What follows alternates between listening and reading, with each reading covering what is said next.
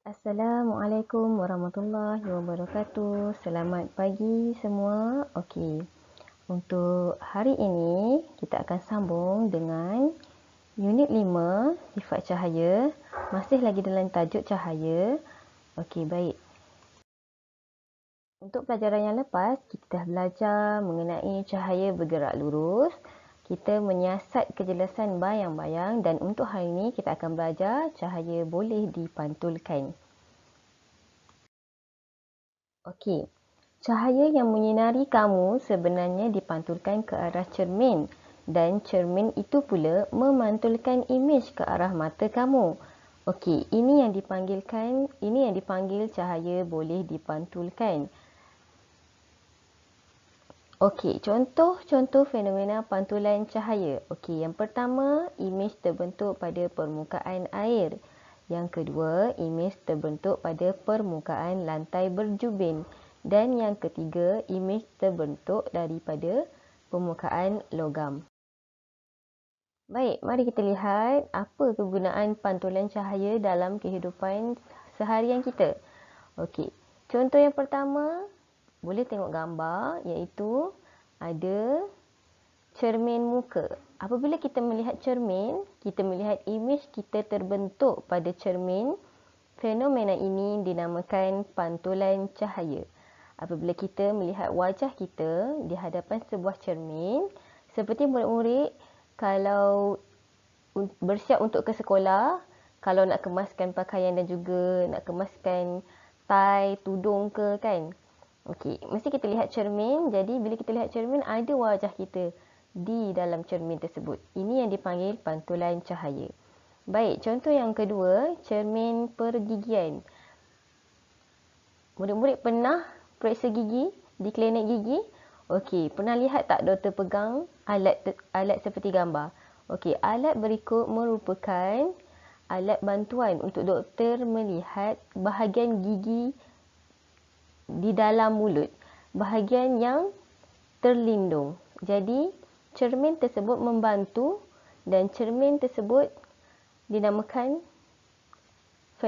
fenomena pantulan cahaya. Okey, baik. Untuk contoh yang ketiga, cermin cembung. Baik, cermin cembung membolehkan pemandu melihat kenderaan lain yang terlindung daripada pandangannya untuk mengelakkan kemalangan. Baik, ketika memandu, cermin cembung ini membantu pemandu untuk lebih berhati-hati ketika pemanduan.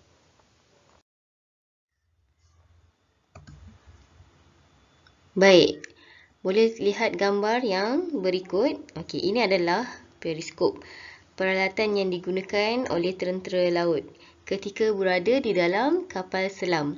Okey, ketika berada dalam kapal selam, tentera laut menggunakan periskop untuk melihat objek yang berada di permukaan laut.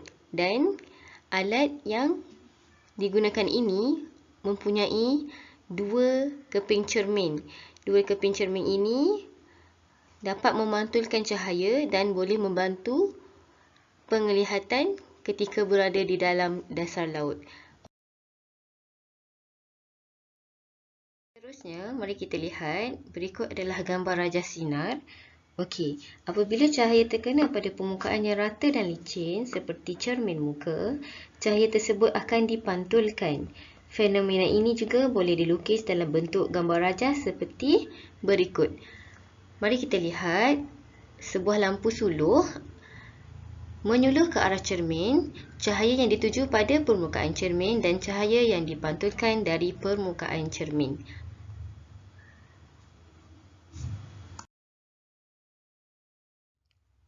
Baik murid-murid, kita dah sampai kepada tugasan. Okey, tugasan ini ada di dalam buku teks sains muka surat 109 dan 110. Murid-murid boleh jawab soalan nombor 1, 2, 3, 4, 5, 6, 8 dan 9. Nombor 7 dikecualikan. Dan seterusnya murid-murid boleh jawab di atas kertas dan hantar kepada saya melalui WhatsApp sahaja. Baik, tarikh hantar tugasan pada 25 Jun 2020. Okey, sampai di sini sahaja. Terima kasih. Kita jumpa lagi. Assalamualaikum warahmatullahi wabarakatuh.